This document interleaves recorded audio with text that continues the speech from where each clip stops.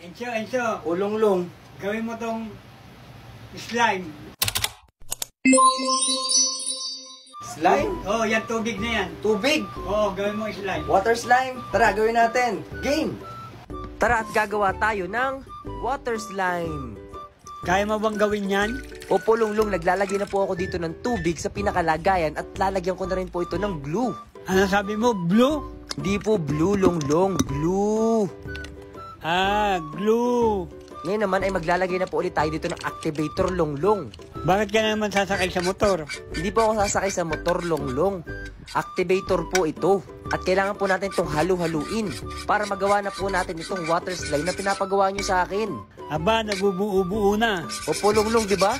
Nakikita mo meron na siyang maliliit na nabubuo-buo. At tingnan nyo po, konting halo pa at mabubuo na po ito. Wow, ang galing naman.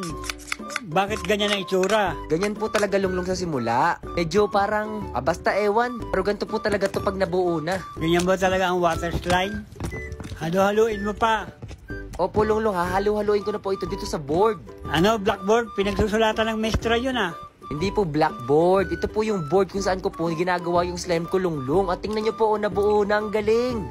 Wow, ang galing. O di ba, Longlong, nagawa ko gamit lang ang tubig, glue at activator. Nakagawa na tayo ng water slime. Bakit hindi mukhang tubig? Magandang tanong yan, Longlong, kung bakit hindi pa siya mukhang tubig.